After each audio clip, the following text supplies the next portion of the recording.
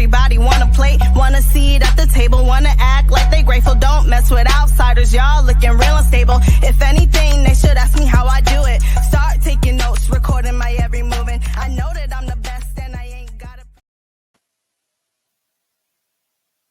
Today with DJ BG Good. What's up? Hey, what's going on? How's Thank it you for going? having me. Of course, thanks for being here. Absolutely. It's a beautiful Sunday. We're ready for it. It is. So I invited you here partly because I just think I kind of just followed you on Instagram and maybe a few months back, maybe a few more than a few months back. And I just saw what you did and how involved you were. And I don't know, I thought you'd be a good person to tap in with. Gravitated towards me. Exactly. And then I saw you at the Travis Scott show. And so I was like, I need to go talk to him. And I feel bad. My friend was desperately searching for her wallet. But, Oh, okay. Did but she find it? I'm the person where, like, for some reason, my mind is automatically network. If you I see love that. somebody who you know, is involved in the music scene or creative scene, just network. Yeah, I love that. yeah. I'm happy you approached me. I'm all about that. So. She didn't find it. Oh, okay. Yeah, it was sad. It's tough. Somebody just stole my coat a couple weeks ago with my car keys and my house keys and a couple other keys. So that cost me like $200. That's terrible. Not fun, but it's part of the game, I guess. I guess so. Was it at a club or something? It was. Okay, yeah, it was of at course. a club. So of course. The security fumbled that one, but it's all good. Yeah. It is what it is. So tell me a little bit about what you do, or for anybody who doesn't know what you do at all, can you just kind of let us know? Absolutely. So my name is Brian, but my DJ name is BG Good. I have been a full-time rotating DJ in the Milwaukee area for a little bit over 6 years now. And basically just started on a whim. I didn't really ever want to be a DJ growing up. And one thing led to another. And, 6 years later, it's kind of been what I've been doing. I play a lot locally. I also travel a lot. We do regional tours. I produce music and I have fun. And I'm a full-time nightclub guy. Nice. So you said you never, like, growing up thought you were going to be a DJ. So how did you get into it? Yeah, so I grew up with an immigrant family. So it's they're Russian immigrants, right? Immigrated from Belarus. And they kind of started from nothing, started from the ground up, no money in their pockets, all that. But I mean, they have that stern European culture. They grew us up in a fairly strict way. And I've always kind of had I'm going to be a doctor, lawyer, engineer, whatever, fall in that category. As I grew up, I've always been like an entertainer. I've always been outgoing. And I've always I just love entertaining people in any way. Like I was a magician at one point as a kid and I got bullied for it, but it's cool. I was a rapper. I tried rapping and it really didn't work out for me. It's all good though. And then I just started, college came around, started throwing house parties, kind of your typical come up story in a way where, I'm in college and I'm throwing parties with my buddies. But it became fun and it became kind of competitive because me and my best friend, Austin, aka DJ Homewreckers, which if shout out to my boy Austin. Him and I were like competing. He was throwing house parties with his equipment. I was throwing house parties with my equipment. We were both doing house parties every week over at UWM. And we started competing. And then one day we got double booked for a house party, the same house party, but they booked me and him on accident. Battle? Oh. and like the Spider-Man meme where you're like, they're looking at each other. So we pulled up and we were both there like, yo, what's this? What's going on right now? So anyway, we collabed it. It was fun. We kind of came up together, but that's really what it was. I graduated college and was continuing to DJ. I broke into the scene at that time. So I was playing 4 or 5 gigs a week locally in Milwaukee. And on top of that, I had my career job. I want to make my mama proud. I wanted to work my day job and all that. I was working crazy hours and I was exhausted. Some nights I wasn't sleeping. And so, a year down the line of doing like a full-time, basically DJ schedule on top of a full-time job, I decided to give myself a birthday present and rip off the Band-Aid. And on top of that, I was kind of looking at the checks too. And I'm like, yo, like, how did I just make my whole paycheck, my 2-week paycheck in one gig? Like, and I'm sitting here, can't keep my eyes open. Yeah. You know what I mean? Making cold calls and all that. And, again, I don't regret it. And I encourage new up and coming artists of any sort to have a day job. Right. It's really important. It will fund. It's going to fund your, career. Exactly. And it's good to have some sort of, what's the word? Structure. It's good to have structure before you create your own structure. Right. Because diving into being an artist or a musician or in the music scene full time is really difficult, and you have to create your own structure. Right. And so it's good to kind of have structure through a day job before you rip off the Band-Aid and kind of make that leap. Exactly. So definitely don't regret the year, but I had to sit my parents down and I'm like, guys, I love y'all. And they're supportive, but they were still very skeptical. Okay. And I sat them down and said, guys, I love y'all, but I'm doing it. I'm ripping it off, sent it, and then I haven't looked back since. So I've been doing it full time ever since, and busier than ever. And, so it worked out. So do you love what you do? Yeah, absolutely. Yeah. Do you feel like you made the right decision to be a full-time DJ versus doing something that your parents would have wanted you to do? Yeah, absolutely. I do. Now even more than they're more supportive than ever. I mean, they've seen the success and the growth, and not just money, but they see that I'm happy, and they see that, I'm doing something I love, and I'm, there's a sense of accomplishment there. Right. And pride and all that fun stuff. So, absolutely do not regret it, and would encourage it. I mean, we're at, in a time right now where content is so big, and the barrier to entry to the music scene is so low. Like anybody can do it, you know what I mean? And all the tools are accessible right at our fingertips. You don't really need to get too crazy of an education to dive into it. Exactly. I have buddies with no college education who are whiz kids at content creation and marketing and branding, and they're making a bunch of money and loving what they do every day just through social media and their platforms. Whatever they're doing, whether they're a photographer, a graphic designer, a DJ, an artist, a singer, whatever. Yeah. So, yeah. Okay. Yeah, that was word vomit. Sorry. No, it's okay. No, I was listening. I was just saying, where do we go from here in my head? So tell me, what has been your greatest challenge in all of this so far? Yes. So I think my greatest challenge, like overall, would be gaining credibility, probably. Okay. It's hard. It's easy to learn, but it's hard to master, and it's hard to gain credibility in the scene.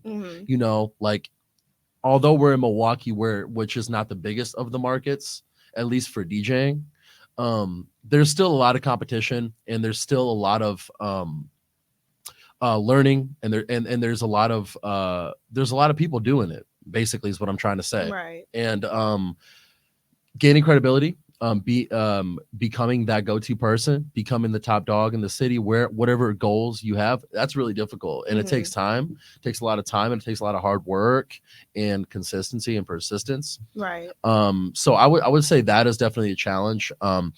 I'm still not content with where I'm at. I've definitely come a long way since I've started, but it took me a while to gain credibility. There's a lot of politics. Politics is a huge challenge. Yeah, in the music business all correct. Around. Yeah, politics in the music scene is crazy, and you need to navigate it. So I would put that right at number 2 is the politics, and just navigating the scene, because it's super easy to get caught up in the party scene, and get lost in the sauce and all that, you know. Yeah. And I've seen careers come and go because of that. And so you need to just have firm boundaries with yourself, Right. navigate the industry in the way that the people that you look up to navigate the industry. Have mentors, look up to people, you know, rub shoulders with the people that you want to be molding your career around, right? And that's one way to kind of help navigating the politics, and also Yeah. kind of establishing your own credibility. Right. You know what I mean? Right. So Okay, because that was actually my next question, was how did you start gaining that credibility? yeah, so I want to drop some gems today. So like I want to really break down a good way to break into the scene. I'm gonna say it from the DJ perspective, but this can be applied, in my opinion, to other parts of the music universe. Right. And the way that works the best is in-person interactions and in networking. And it's so Yeah. obvious, right? And it's what everybody says, but there's different ways to go about it. You know, I feel like everyone tells you, obviously, show up and be where you want to be. That's what everyone says. What people don't tell you is like, how do you act? How do you act when you pull up to a venue? How do you carry yourself when you pull up to a venue? What credibility, or like what ammo? I always say ammo. What ammo do you have to show these people once they do set up a meeting with you? You know, so things like that were and still are really important for my come up. I was actively engaging with venues that I want to play at. When I first started locally here in Milwaukee, my big club that I wanted to play at was 720. It's a big club out here, and I feel like a lot of people know about 720, and it's just, I really wanted to play there, you know? So what I started doing, I started just going there and, you know, spending some money, meeting the promoters, meeting the DJs, meeting the bartenders, security, everybody, meet everybody, carry a good aura. And then eventually I got a break, and one thing led to another. And I kind of took that same model and took it to other venues, you know, like I did events. I played plenty of gigs for free. I would not, there was at one point where I was literally going door to door, like knocking on bar doors outside of the bar doors to try to get a gig. You know, I had these little business cards with my face on it, and it was the cringiest thing ever. Right. But did it work? Ish. Okay. I mean, the door to, I mean, what, like, basically I met a guy through that, who ended up calling me and be like, hey, I need a cover at Brothers, which is a bar down here. It's like a big party bar out here. He's like, hey, I need a cover. You want to come just jam out with me? Like, I can't really pay much. I could pay $50, but like, you want to play? And I was geeked about it. You know what I mean? That was like my first big party bar club kind of vibe set.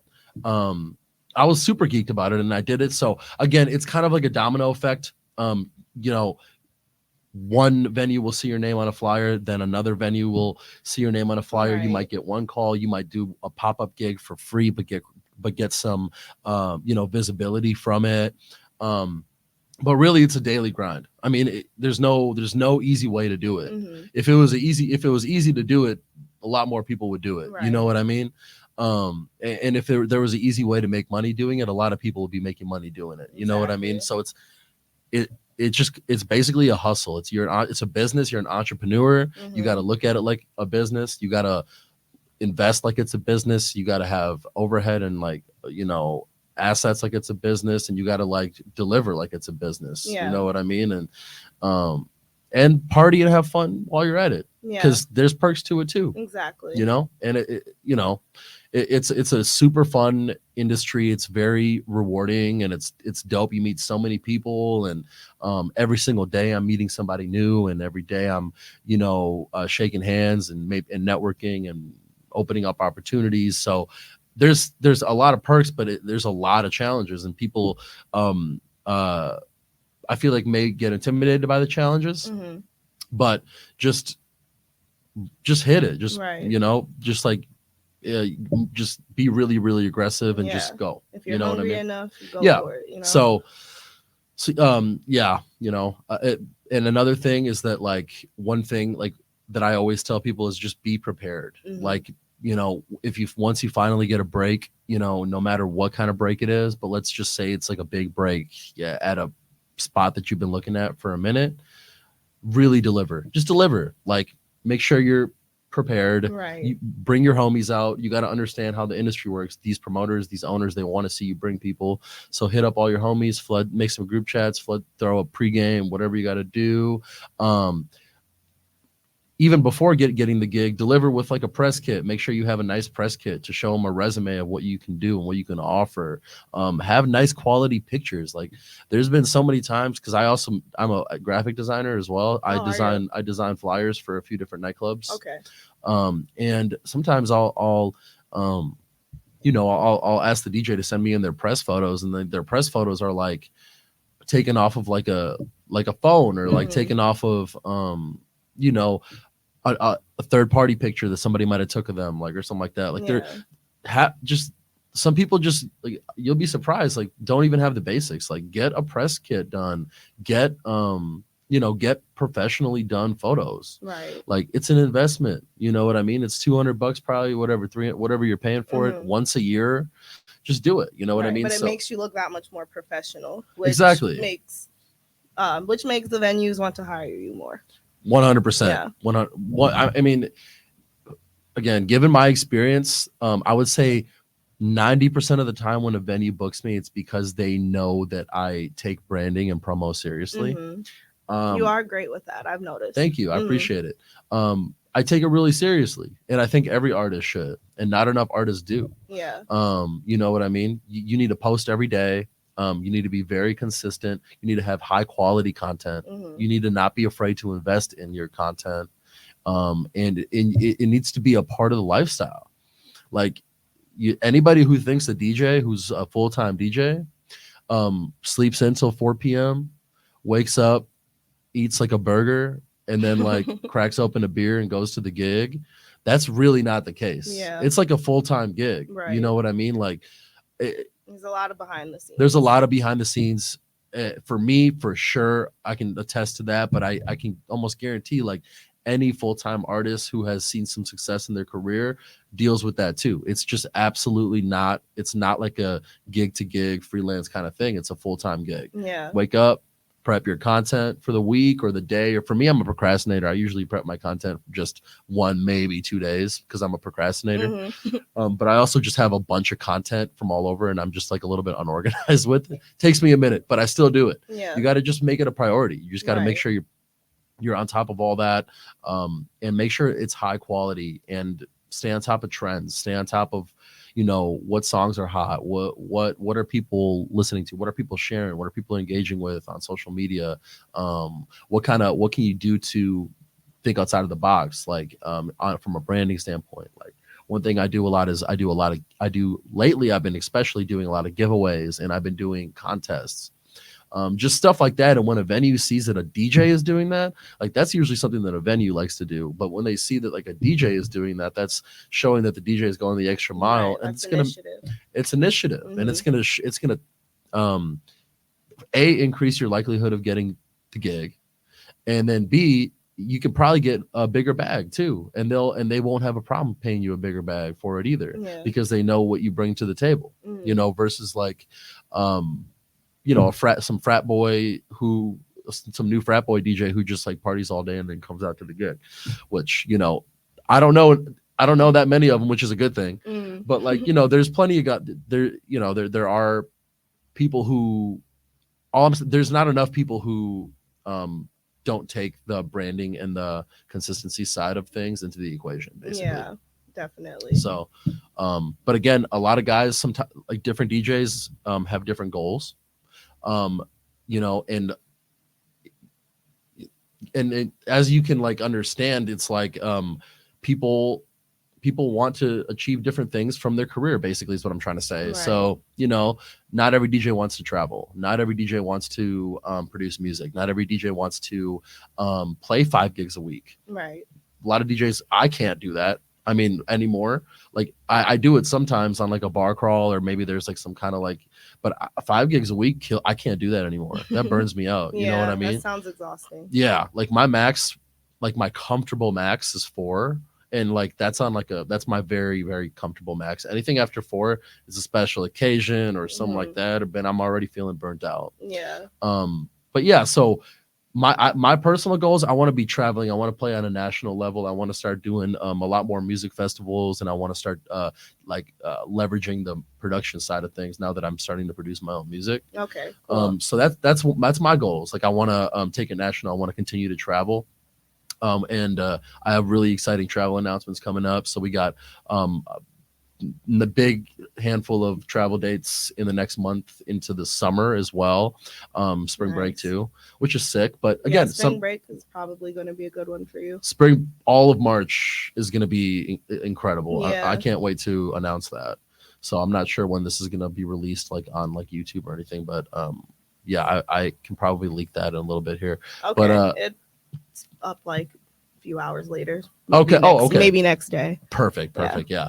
Well, that's great. But so that's my personal goals. But again, like DJs, there's some DJs who keep it as a side hustle, and it's like the ultimate side hustle. You know, it's a perfect way to network, grow your network, grow your reach, make good money. It's good. It's a great side hustle if you want to keep it on the side too. And there's nothing wrong with that. You know, not at all. I just think that my message that I'm trying to get across is narrow down your goals of where you want to be with your DJ career. You know what I mean?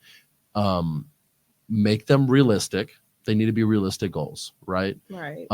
And do your due diligence, no matter what position you want to be in. You know, if you want to stay local, do your due diligence. If you want to go national, do your due diligence. You know what I mean? And that's it. There's different challenges and trials and tribulations with any path you take in the music scene. You know what I mean? So just grind at it. That's the number one thing for me. Exactly. So what venues, you're mentioning venues and festivals and traveling internationally. So tell me a little bit about some of the local venues you've performed at. Tell me about the festivals and also your international travels. Absolutely. So let's talk Milwaukee roots. So venues. Okay. Well, I really got my leap into the game from 720. Big club out here. 720 was a big leap for me. But today, fast forward, you can locally catch me at RWB, the Sophie. Those are my 2 residencies. RWB Thursday nights. It's like a college party. And then Monday nights at the Sophie, actually, it's an industry night. Okay. So a big industry party. It's fun. It packs out. And if you're ever free on a Monday, come. That's why I'm like, yeah, you should come. Pop out and network. It's fun. Oh, I'm telling you, it's a ton of industry people. It's just a fun event. It's a fun party. Everyone's basically off, you know, and it's a vibe. People are. It's usually packed out. It's a fun time. Everything's half off for the industry people and stuff like that. Those are my 2 residencies right now. Side note, I do not take weekend residencies anymore. Really? I used to. I don't anymore. At least for the foreseeable future. Okay. What's the reason behind that? The reason behind a weekend residency is that for me personally, it eliminates a significant amount of travel opportunity and expanding into new markets. I can't, you know, I've had several weekend residencies. In my most recent being Lucid, which is another club. I did Saturday nights there. But since I chose not to do that because it created headaches when it came to trying to expand. Because my goals are to be, you know, traveling and, you know, getting exposure into a whole bunch of different markets, not just Milwaukee. But I want to be like the Milwaukee hometown hero. I kind of want to represent the city and leave my footprint out here. We need that. Yeah, and I want to, you know, make sure like that my roots are here because I love Milwaukee and it's where I made a name for myself, right? But I don't take weekend residencies anymore. So anyway, sidetrack. So those are my only 2. I used to have like 4. Now I only have 2. So on the weekends I freelance. So I basically bounce to different spots. So I do a lot of college party bars. Since I've rebranded, I'm doing a whole bunch of basically sweaty college parties. Bangers like party bar style, EDM, you know, sing-alongs, remixes, things like that. And big crowds, sweaty, all that. So Trinity, Brothers, McGillicuddy's, Harp, um, I think, and RWB. I already said that. Are my core here in Milwaukee. That's where you can Okay. usually catch me at, somewhere on Water Street. Gotcha. At those like little sweaty, packed up Mhm. bars and clubs. And that's my bread and butter. I love that stuff. But again, transitioning to the production world, I am really excited to announce like some really cool, more national level nightclubs and stages, Mhm. including Tao Chicago, which is arguably the biggest nightclub in Chicago, or one of them. I just had a big debut out there, and I'm going to be back in late March, which is really That's exciting. awesome. Internationally, I just got back from Cancun on a New Year's Eve run that we did. So I headlined a beach festival in Cancun at a resort called Breathless. When that was about 1,500 people in that crowd, Wow. which was good. And it was honestly just an amazing experience Yeah, sounds altogether. like it. I've never done an international gig to that extent. They covered our travel. They paid the fee. They took care of us. That we had a really dope ass experience. Like it was like one of those, and they covered for my team to come with me too. Wow. And it was just really cool. It was like one of those things where I'm like, damn, like I kind of want to like blow up so I can like do this every week. Yeah. But like that kind of shit really doesn't come up that like Mhm. once or twice a year, right? But it's rewarding, and it's one of those like, okay, like this is worth it moments. You know what I mean? Right. They had a fireworks show. They had my flyer and all over there. It was sweet, like bunch of people kept coming up to me, hey, isn't that you on the flyer? It was just a really humbling, dope experience. And I don't know, I'm humble, and it's just weird for me to even mention things like this, but Okay. I thought it was still cool, like just walking in, like seeing like my face in Mexico somewhere. That is amazing. You know what I mean? I'm sure that has to be a great feeling. Yeah, it was cool. It was cool, and they liked it, and it was a vibe, and I'm sure we'll be working with them again in the future. Yeah. So that was the international run we did. I'm going to be returning to Mexico, but different. We're going to be going to Mexico City this time, which has not been announced yet, but I'm excited. Mexico City will be in late March. Everything's in March. Okay. March is going to be exhausting. It's going to be a busy month. It's going to be a very busy month, but I'll be making my debut at 2 different nightclubs in Mexico City, which is going to be really exciting. I'll be going out there with my manager, and it's going to be a fun little experience. Again, all brand new to me. I have not done like a quick pop-up in Mexico for like a weekend. I'm usually there to vacation. Okay. So it's going to be different. We're flying in just for a couple days, just for the shows, and then have a rest day and dip in. But I'm excited about it. Yeah. As far as travel dates, I'm very frequently in Chicago. I do a lot of different nightclubs and venues in Chicago. Soundbar, most recently would be Soundbar, Tunnel, and Tao. Okay. But again, I've been playing in Chicago for probably 5 years, so I've been rotating, and I've been through a lot of the venues out there. So very. I would say my network in Chicago has definitely grown significantly. Okay. That's a good network to have too. Absolutely. Yeah. I try to go to Chicago as much as I can. We're right there. It's an hour and a half away, and there's just a massive nightlife scene out there. So I try to go there at least twice a month, at least just to obviously play, but also not to play, just to go network and rub shoulders with the venues. That's how I landed Tao. I just pulled up on them, and I just kicked it. And one thing led to another, and boom, I was playing there the next week. That's awesome. So that's just how it works. Right. You know what I mean? Like networking, right place, right time, all that. And like you said earlier, how you carry yourself in a room. Absolutely matters. Right. Like I wouldn't be going to Chicago so frequently, or to these big markets, to these big nightclubs, trying to meet these, if I didn't have I know I got it. Every DJ knows they got it, right? Like when you hit a certain point in your career, you got it. Like you got all the tools. You just got to start introducing people to yourself, to you. Right. You got to start introducing yourself to people, because once you got the bag, you got the tools. Now it's time to really smash the gas, and that's basically it. You know what I mean?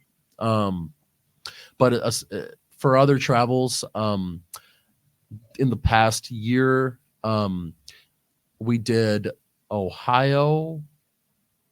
Oh my gosh, I'm blanking. Okay, Ohio, St. Louis,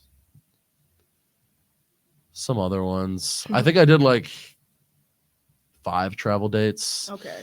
If I checked my press kit, I'd remember, but I don't right now. But yeah, we did quite a bit of travel last year. Okay. Oh, wow. Why am I blanking right now? Whatever. It's not really that important, but yes, quite a bit of travel last year.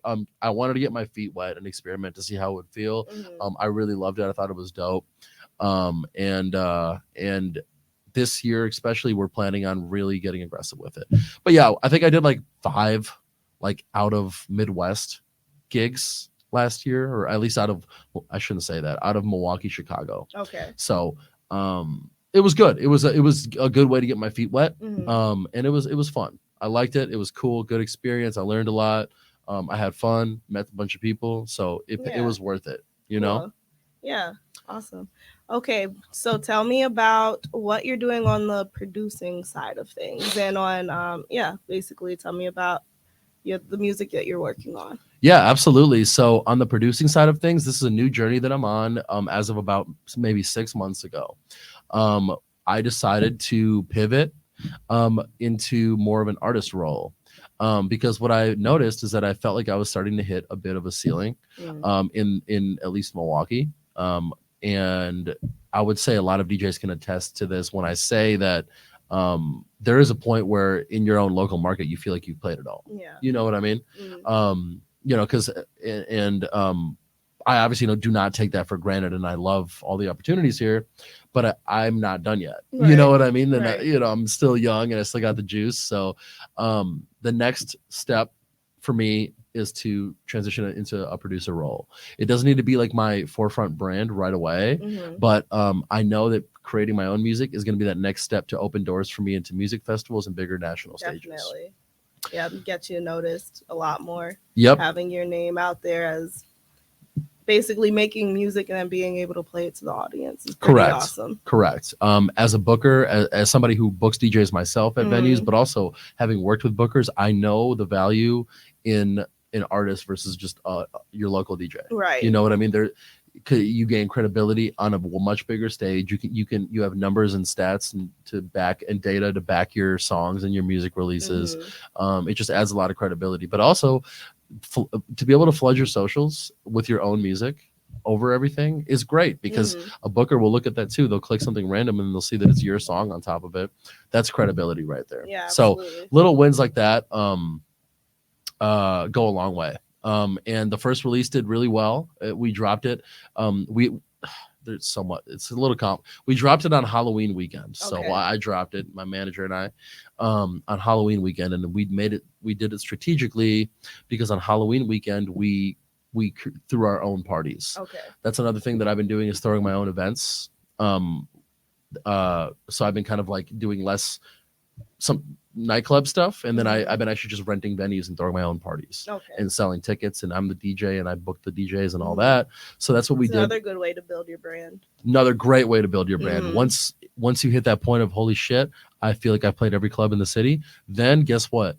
Find a venue, find a cool venue downtown that your buddies haven't been to that much, rent it out and throw a party. Sell tickets, do it right, get a sponsor, and that's a great way to make way more money, but also credibility and branding. Yeah. I mean, once you turn into like go from another resident DJ at the same club that people go to frequently to somebody who's throwing their own events and bringing their personal audience to a private event and selling tickets to it, that's a whole nother level. And that adds value to those same venues too, because they'll be like, holy shit, this guy just brought 500 people out to his own event. Like, of course we're going to want him at our club. Yeah, exactly. You know what I mean? Mhm. Halloween weekend, we sold over 500 tickets for all of our programming that weekend. And it was amazing and it was humbling and it was sick.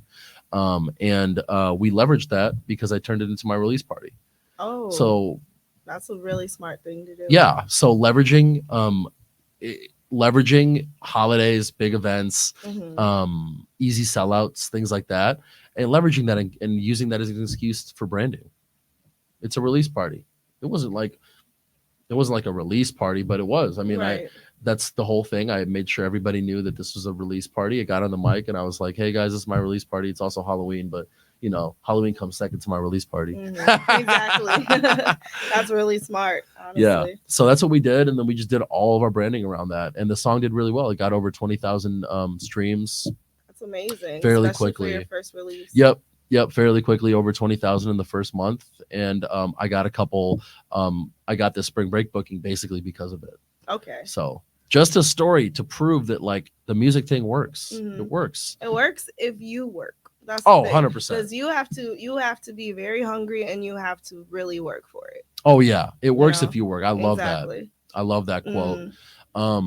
I busted my ass on that campaign. I mean, we not only did I, you know, invest a lot of money into it because I hired my video guy. We did a whole rollout. We had like 5 reels planned ahead of time for it. Of course, the release party, which costed us a lot of money ahead of time before we sold the tickets. It's a huge investment, and you know, and you just of time and money. Right. And so yeah, it's not just like put out a song and just boom, 20,000 streams. You know what I mean? Like we had a whole rollout campaign and we had a whole weekend of events around it. So things like that. But then boom, and then you got 20,000 streams. I put that in front of a venue, and then that's more or less how we got locked in for spring break, which is my biggest one, which I'll tell you now. Should I tell you about it? Yes, please do. Okay. Spring break. We're waiting. Yes. So I get to go to, it's my first, this is what's exciting about it. It's my first ever spring break. Like in college, I commuted. So I like lived at home with my parents, and like, I don't know, I never really experienced spring break like I should have, you know what I mean? So now at 27, I'm going to my first spring break, but I'm not mad about it. We're going to Panama City Beach, Florida, which is apparently like the spring break capital of the U.S. I've heard.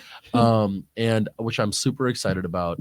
And I'm actually going to be opening up for Shaquille O'Neal, aka DJ Diesel, at Harpoon Harry's, which is a sick, like basically beachside venue in Panama City Beach. So that's huge amazing. cab. Yeah, it's amazing, and it's so I'm excited. Congratulations. Thank you. You're welcome. Yeah, because you worked to get there. Appreciate that. Yeah. So I'll be opening up for DJ Diesel, Shaquille O'Neal on March 13th in Panama City Beach, Florida. They got us set up with a place to stay. They, you know, everything's all set up. The flyer I'm going to be announcing, I believe tomorrow, maybe Tuesday. But hopefully, you know, it sounds like by the time this will be out, it'll align perfectly. So I'll throw it in there. But sounds good. But yep, got that. And then they also set me up with a nightclub gig in Orlando that same weekend. Sweet. So we're going to be doing, let's see if I can get this right. Panama City Beach first, which is, I'm real excited about that one. Panama City Beach first. Then we're going to stay a day in Panama City just to party and chill. Then next day we're going to Orlando, which we're driving. They got like a ride set up. Going to Orlando. I'm playing a nightclub in Orlando. Then flying back to Milwaukee. Doing a couple Milwaukee, my residencies in Milwaukee. Then that Friday, flying out to Mexico for the Mexico City weekend. So I'm doing Friday and Saturday night in Mexico City. Then Sunday rest in Mexico City. Monday coming back.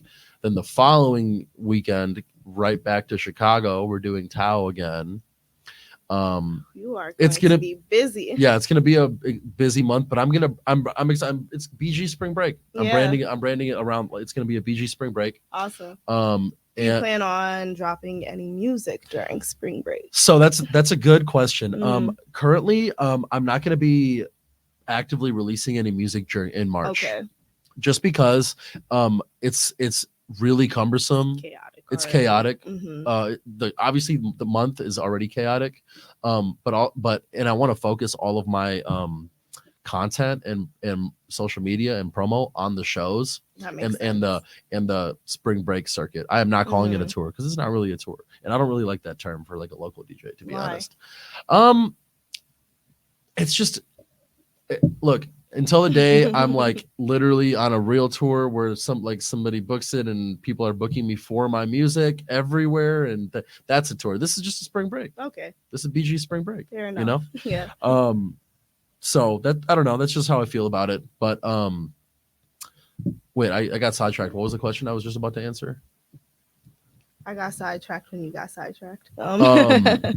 No, that's okay. Oh, music. If you were dropping anything during March. So no, I'm not going to drop any music in March. Mhm. It's just going to be too busy with the travel stuff. I can't do it. It's too much work.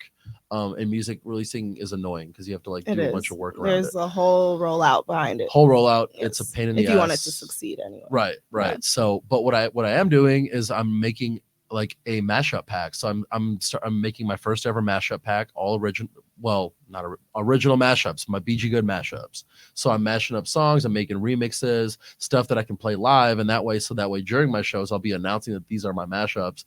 I might just like silently put them up on just so people can put them on their stories or Instagram posts or whatever if they want. Yeah. But I'm not going to do like an active rollout for them. Okay. But I'm going to use those for my shows, to be like, yo, what's up? I'm from Milwaukee. These are my songs. I don't want to come in like, look, I don't want to be like the local DJ. I want them to like look at me as an artist when I'm doing all these travel gigs and opportunities. So So that's kind of the strat for like the releases for Spring Breaks circuit, and then of course Summerfest is coming up. So are you playing Summerfest? Yeah. Do you play Summerfest often, or have you in the past? Let me tell you my Summerfest journey quick. I'll do the elevator pitch. I made my debut at Summerfest 2 years ago in 2020. Wait, so 2022. Okay. I was just making sure that was right. Anyway, 2022 is when I had my first Summerfest break. It was amazing. I don't remember how I really even landed that, because I remember it was a cold email I got. And I woke up and I started jumping around my apartment. So I don't know how they found me. Somebody in the office put my name in, and it just worked out. I ended up opening for Time Flies, which is like a pop group. Yeah. And it was amazing. Everything that you would expect. It's a music festival. There's a million people that go through the door every year. It was incredible. Following year, I was lucky and blessed to have headlined the festival. So I actually headlined the festival. So that was amazing. That is amazing. I handled all the programming. They said, yo, we want you to headline. You can do whatever you want. Just let us know what you want to do and we'll make it happen. And so did you have artists? I had DJs go on with me. So I threw BG's Neon Rave last year. I threw a massive 10,000 person rave on the lakefront, and it was amazing. It was a glow rave. I hired a robot. Hired a robot? Yeah, like a robot. I got you. Okay. Like he puts like a robot suit and he shoots CO2. I bought a bunch of inflatables. It was honestly a dream. It was incredible. It was basically my dream gig, right? Like it's what I've been working for in Milwaukee, and I got it last year, and it was amazing, right? And again, it's just one of those things where I'm like, I did it, and I'm like, holy shit, I did it, and now I can probably do this even bigger and more, and in other places, and doing other cool shit, and opening for Shaq or whatever. So it was inspiring, motivational, humbling, fun, everything. It was every emotion, and it really kind of like helped me realize that like, okay, I can do this thing, so it was great. It was a win for sure. I will be returning this year. More info TBA. I'm not allowed to drop anything at this time, but definitely plan to see me back at Summerfest this year. I'm very excited for our programming. I'm very thankful to the festival. It's going to be sick. It's just it's the big gig out here. Right. You know what I mean? Exactly. Yeah, that's honestly what most artists, DJs, entertainers aspire who live in Milwaukee. Yep. They feel like they've made it when they get on the Summerfest stage. Right. Right. And let alone to be able to headline. That was the most humbling thing. I couldn't even believe it. And I would encourage everybody to just grind for real, because that's a really good feeling once you're up there. It really is. When we spoke about networking and stuff, it was a great networking opportunity. I landed a really great deal with the Brewers, the Milwaukee Brewers, the baseball team, from that show. They were at the show. They ended up booking me for a couple American Family events where they Nice. pay a bag and a half. Like, it's like things like that. Like it opens up doors. Yeah. So the Brewers tapped in with me from there. So then I ended up playing a few Brewers games, and then now I'm very tight knit with the AmFam and their whole marketing Okay. group, and I do a lot of AmFam events, and yeah, and again, one thing just leads to, it's like a domino effect, Mhm. and then you just pivot and keep growing, and keep moving, Exactly. So that's still not my ceiling. No, it's Still not. not my ceiling. It's not. And I can tell because of the fact that you have so much drive. And it seems that every win that you have makes you want to have a bigger win. Yeah, Like absolutely. you're competing with yourself to see where you're going. Yeah, it's good to compete against yourself. It It's is good to just be yourself, competitive. only yourself. Yeah, like, So that's I what understand mean. that it's a competitive market, Yeah. but we shouldn't really be competing with each other. Look, right? here's my thing. Uh-huh. I put on as many people as I freaking can. Yeah, All the time, and I seriously resonate with that. Why guard? What's there to guard? exactly. If you're given, you're gonna give back probably 10 over. You know what I mean? Exactly. You're gonna receive 10 over. Yes. I Give truly believe a that. lot. Put on new kids. Like I got my DMs get flooded. I try my best to put on new kids and new DJs or whoever, whatever they want to do whenever I can, Mhm. because that's the new wave. And these kids are gonna help me too, because they're gonna tell Exactly. all their friends like, "Yo, BG's the GOAT. Like this dude's Mhm. like really helping me. So like y'all got to come out to his show or buy Right. tickets to his event or whatever." And then vice versa. So that has been being selfless has been like a big like motto for me since the jump. Mhm. Like even when I didn't have anything, you know what I mean? Yeah. Sharing opportunities and putting on your team is so valuable, because is. guess what? You might reach a point one day where you don't have anybody because you've been shutting everybody out. You know what I Exactly. mean? Exactly. So Nobody wants to get to that point. I've seen people get to that point, Mhm. and that is And I not have too. somewhere I'd ever want to be. exactly. Yeah. So yes, very, very passionate about being selfless. Be competitive with yourself. I think that's dope. Mhm. Definitely be competitive with yourself. If you ever feel content, that's not good. If you're starting to feel content Yeah. and comfortable, that means that you got to start moving. You got to start Exactly. pivoting and shake it up. So Right. yeah. All right. So we're going to start wrapping it up. Do you have any final thoughts? Anything that you really just want to share? Okay, inspirational side, music people in the music industry. There's no time better than the present to just at least give it a shot if you're thinking about it. It's a really good, especially for my DJs watching this. You can make good money, you can meet a lot of people, and you can have a lot of fun, and most definitely make a career for yourself. So persevere. Head to the grindstone and just make it happen. And then hit me up if anybody has questions. For real, hit my DMs at DJBG Good on everything. So hit me up, please ask questions. I love like talking to people and networking and growing together and all that fun stuff. Yeah. Well, this has been a great interview.